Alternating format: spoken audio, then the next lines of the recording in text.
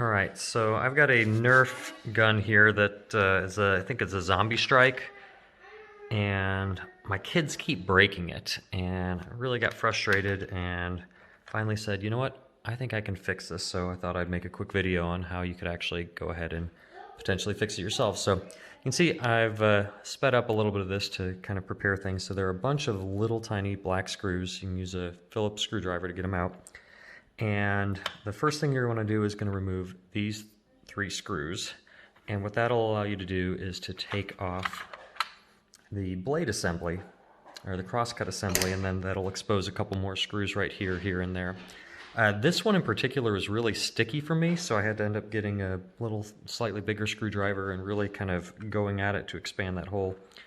And once you do that though, this top part will come off completely.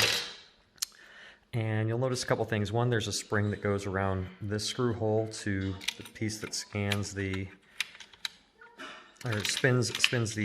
crosscut piece itself. That actually came off on mine.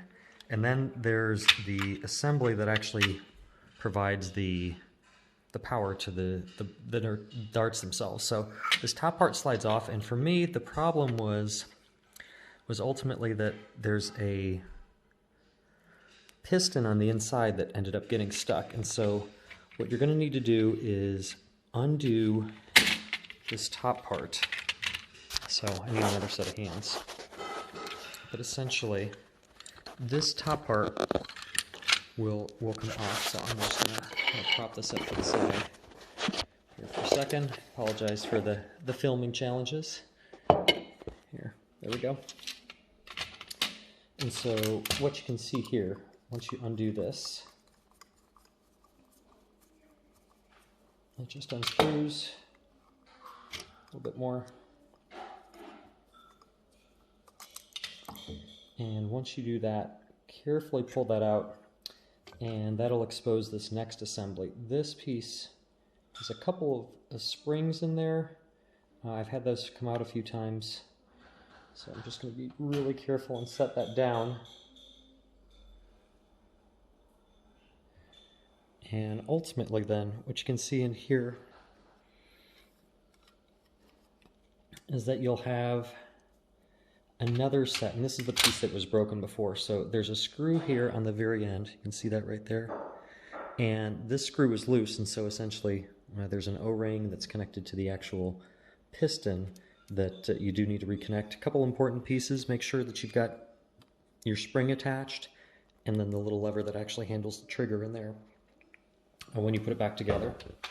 And so then in reverse, we're going to put the piston and spring back in there, add the 2 springs. The taller one goes on the top.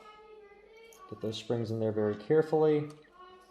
Then slide the rest of the assembly in there, and then we're going to take that one screw that went in the end, and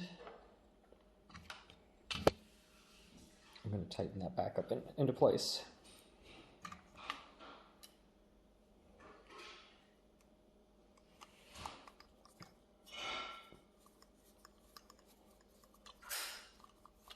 So that's nice and snug. And so you should have something that looks like this. The piston will come out. I guess I actually didn't need to take that apart, did I? But I just figured I'd show it while I was doing everything. And then you're going to place this back in. I'm going to make sure the spring's on that side. Taller one's at the top, and then we should be looking. All right.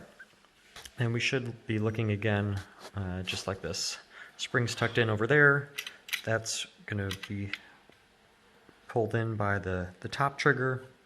And then ultimately we just need to put this thing back together. I'm going to grab that little extension, get that in place.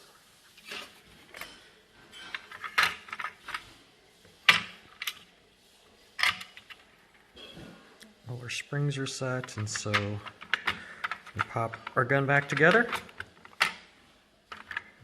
and rest it down in, and put our screws back on. We'll get our blade back in place right there. Put that top piece in, add our screws back, and then we should be good to go. So hope this helps out somebody.